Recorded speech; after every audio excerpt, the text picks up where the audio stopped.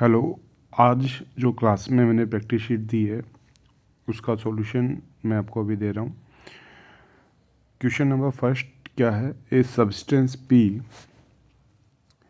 React with another substance Q to produce product R and a gas S. तो देखो अभी तक अपने को कोई इम्पोर्टेंट इन्फॉर्मेशन नहीं मिली है। आगे बढ़ते हैं। If a mixture of the gas S and ammonia is passed through an aqueous solution of R. Baking soda is formed. The substance P and Q are. तो यहाँ पे सबसे इम्पोर्टेंट जो कीवर्ड हमें मिला है वो है बेकिंग सोडा। यानी कि ये जो रिएक्शन की ये बात कर रहा है that is the reaction for the formation of baking soda. तो सबसे पहले हम यहाँ पे बेकिंग सोडा की फॉर्मेशन की रिएक्शन लिख लेते हैं। जैसे आपको पता है कि बेकिंग सोडा के लिए जो रिएक्शन होती है वो होती है NaCl plus H2O plus NH3 plus CO2 that gives us NaHCO3 plus NH4Cl। ठीक है। तो अब देखो क्वेश्चन में हमें गिवन क्या क्या है कि एक तो बेकिंग सोडा का फॉर्मेशन हो रहा है, दूसरा रिएक्टेंट साइड देखें तो हमें गिवन है अमोनिया। यानी P और Q हमें ये रेस्ट रिएक्टेंट दे रहे हैं यानी NaCl, H2O एंड CO2। तो अब अगर आप ऑप्शन को देखोगे तो यू विल फाइंड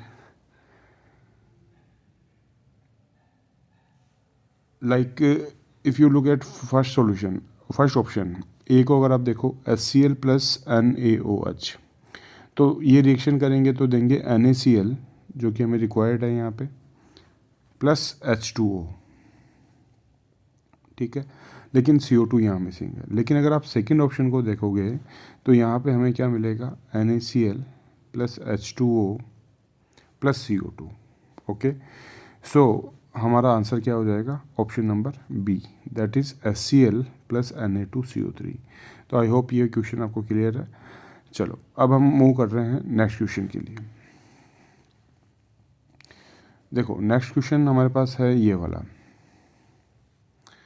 तो यहाँ पे नेक्स्ट क्वेश्चन को एक बार पढ़ते हैं अपन।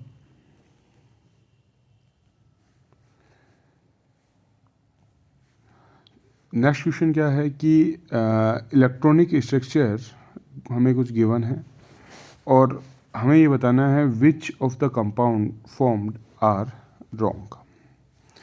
ठीक है, तो इसमें से कौन सा जो कंपाउंड है वो गलत बना है, विच आर फॉर्म्ड रॉन्ग। तो सबसे पहले इस क्वेश्चन को स्टार्ट करने से पहले मैं आपको थोड़ा बेसिक आइडिया दे देता हूँ। जैसे अगर हम बात करें,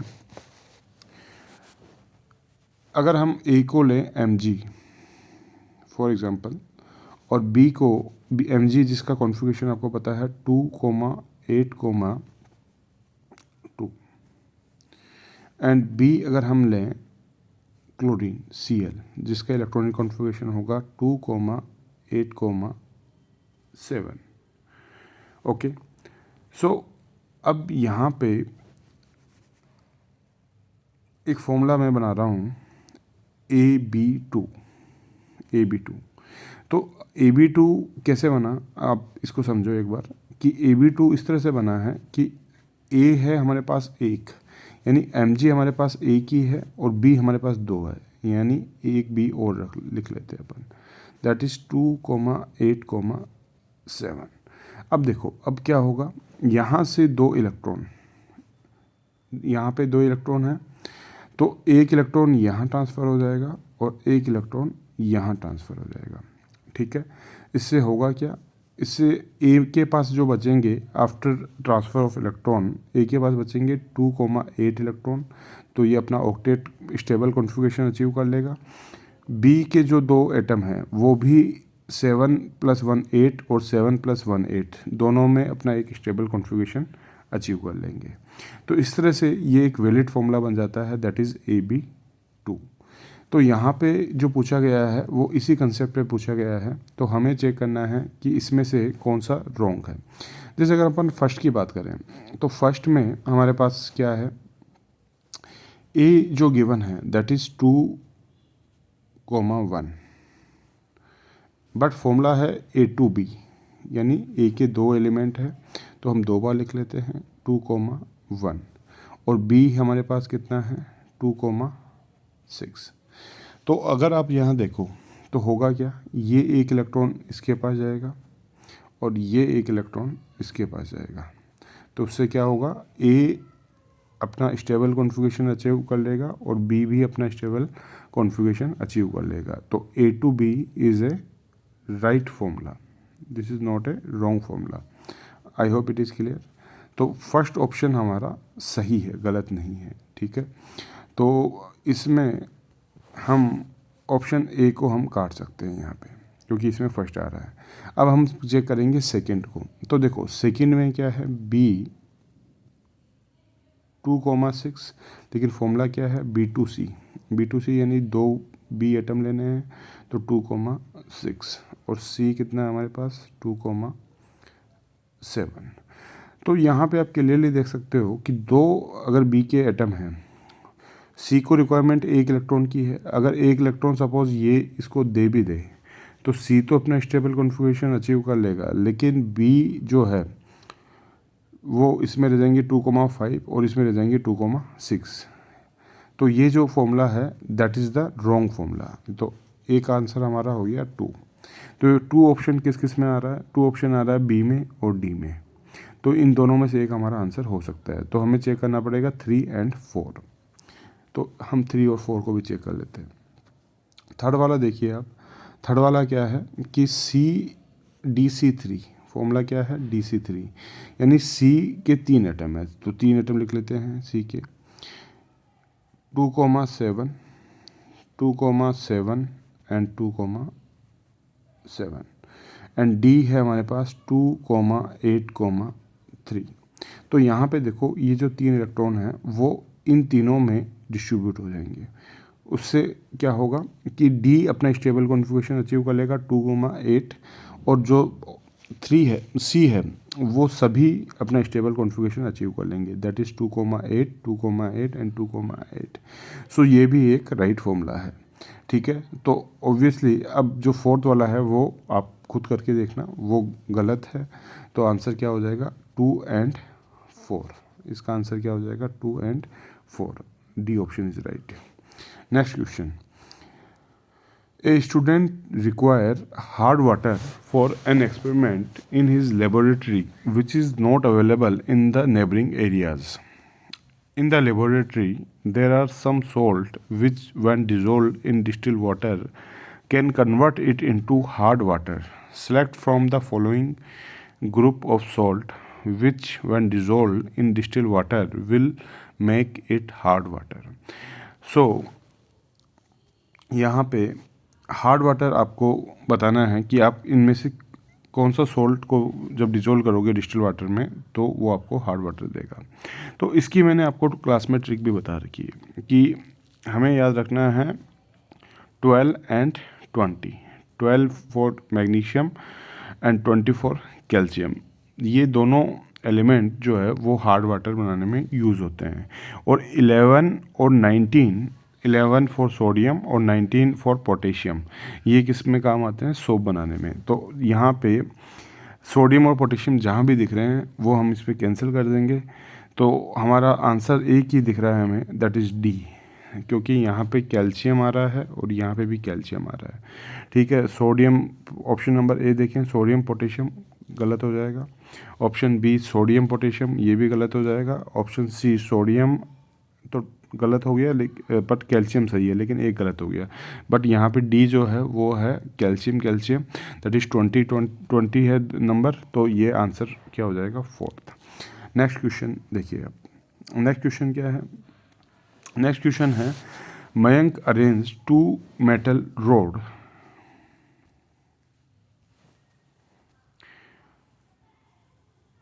in an electrolyte solution as shown, and electron flows from metal X to metal Y।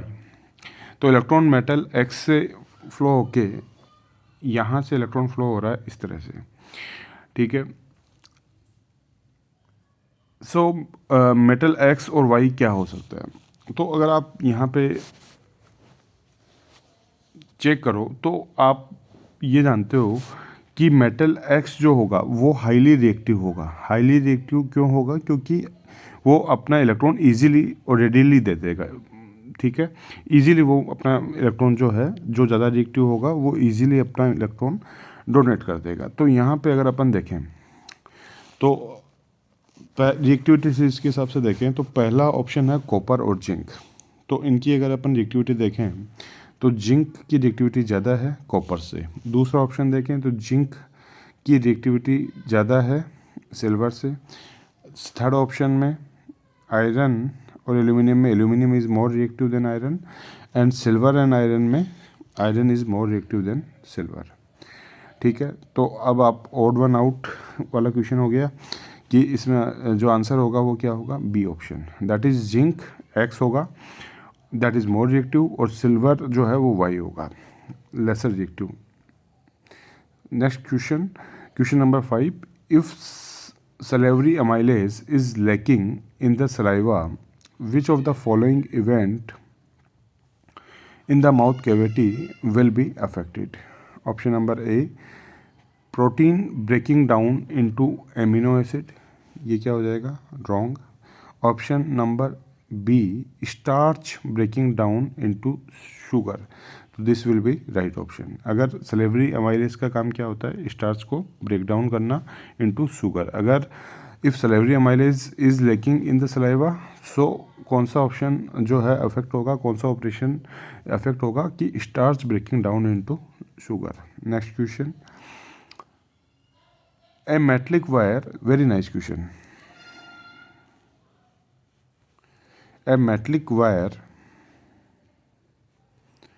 of resistance 12 ohm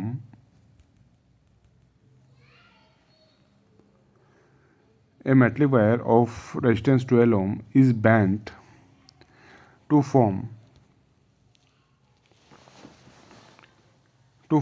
a square.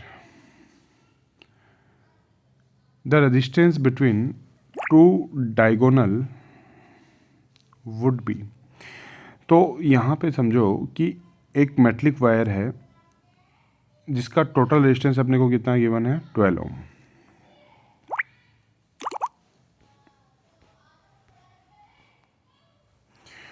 Okay, सो एक मेटलिक वायर है जिसका टोटल रेजिस्टेंस अपने को कितना गिवन है? 12 ओम। अब इस 12 ओम को हमने एक स्क्वायर की फॉर्म में कन्वर्ट कर दिया है। तो यहाँ पे आप समझो कि एक वायर है लाइक दिस वन, और इसको हमने 4 इक्वल पार्ट में इस तरह से एक स्क्वायर की फॉर्म में कन्वर्ट कर लिया। तो अगर आप यहाँ पे देखोगे तो जो स्क्वायर की ईच ब्रांच है उसका रेजिस्टेंस कितना हो जाएगा? 3 ओम each, 3 Om, 3 ohm and 3 Om.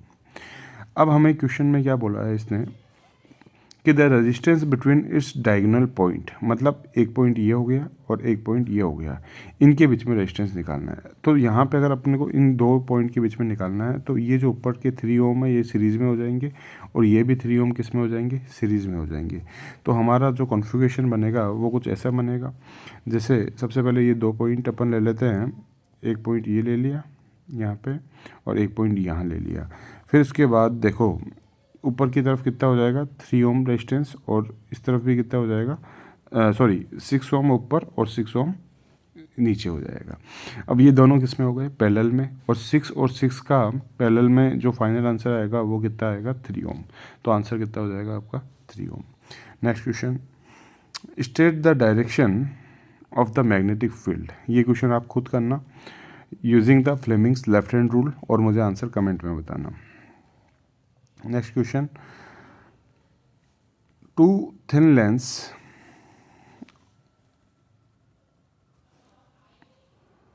Of power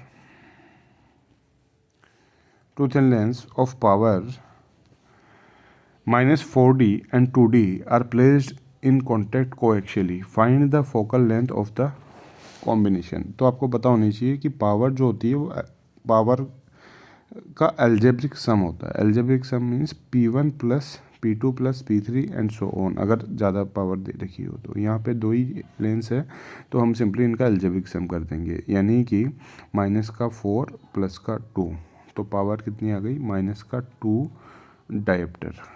किसकी पावर आ गई? ये उस कॉम्बिनेशन की पावर. अब यहाँ से हमें फोकल लेंथ निकालनी है. तो देखो फोकल लेंथ के दो फॉर्मूलाज होते हैं. एक फॉर्मूला होता है P = 1/f. अगर आप इस फॉर्मूले को यूज़ करोगे तो जो फोकल लेंथ आएगी that will be in metre. But अगर आप इस फॉर्मूले को यूज़ करोगे 100/f, तो इस केस में जो फोकल लेंथ निकलेगी वो किस में निकलेगी? सेंटीमीटर में. तो हम सेंटीमीटर में निकालते हैं इसमें, ठीक है. तो F = कितना हो जाएगा? 100/P, और P कितना है हमारा?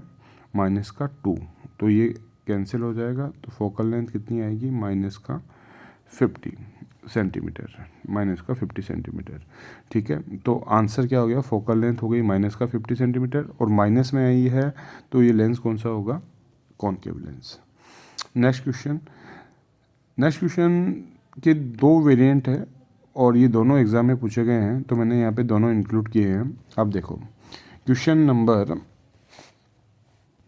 9 कह रहा है कि pH of different solution are given below. Arrange this solution in the increasing order of OH minus ion concentration. तो यहाँ पे OH minus ion concentration means OH minus ion concentration सबसे ज़्यादा किसकी होगी? जो सबसे ज़्यादा बेसिक होगा. तो यहाँ पे अगर अपन देखें तो सबसे ज़्यादा बेसिक जो है वो है Q फर्स्ट नंबर पे, सेकंड नंबर पे S हो जाएगा, थर्ड नंबर पे R हो जाएगा, एंड फोर्थ नंबर पे क्या हो जाएगा? P. तो ये ऑर्डर हमें कौन से ऑप्शन में मिल रहा है? बी ऑप्शन में, ठीक है. Q, फिर उसके बाद आ गया S, उसके बाद आ गया R, एंड उसके बाद आ गया P. नेक्स्ट क्वेश्चन देखिए आप, सेम रिपीट हुआ है बट इसमें arrange increasing order of H+ ion concentration. अब H+ आयन कंसनट्रेशन किसकी ज़्यादा होगी? जो सबसे ज़्यादा एसिडिक होगा. तो यहाँ पे जो ऑर्डर बनेगा हमारा कि P जो है वो फर्स्ट नंबर पे आ जाएगा, फिर उसके बाद R हमारा सेकंड नंबर पे हो जाएगा, S थर्ड नंबर पे हो जाएगा, और फोर्थ नंबर पे क्या हो जाएगा? Q, ठीक है. तो इसका ऑप्शन क्या राइट हो जाएगा? D option will be right option. ये देखो यहाँ पे P फर्स्ट नंबर पे, फिर R सेकंड नंबर पे, S थर्ड पे, एंड लास्ट में Q हो जाएगा. लास्ट क्वेश्चन क्या है? A student has 2 resistors 2 ohm and 3 ohm. She has to put one of them in place of R2 as shown in the circuit. The current that she needs in the entire circuit is exactly 9 ampere. Show by calculation which of two resistor she should choose. तो आपको क्या करना है? यहाँ पे R2 की जगह पे एक बार 2 ohm रखना है और एक बार 3 ohm रखना है, और चेक करना है कि किस केस में आपको करंट 9 एम्पियर मिलता है. तो सबसे पहले हम 2 एम्पियर रख के इसको चेक करते हैं. तो यहाँ पे देखो, ये अगर हम 2 रखें यहाँ पे, तो ये हो गया 2 और ये हो गया 4. तो ये दोनों पैरेलल में हो जाएंगे. तो इनका रिजल्टेंट क्या होगा? R1 R2 upon R1 plus R2 that is 6, that is equals to 4/3. तो टोटल रेजिस्टेंस कितना हो गया? 4/3. तो अब हमारा जो सर्किट है वो कुछ ऐसा दिखेगा, ठीक है. यहाँ से करंट आई जा रही है और टोटल रेजिस्टेंस कितना हो गया? 4/3. और यहाँ पे हमारा वोल्टेज कितना है? 12 volt. So V = IR. So I is equals to V/R. So from here I is equals to V, that is 12/R. R is 4/3. So 3 will be 3 come up.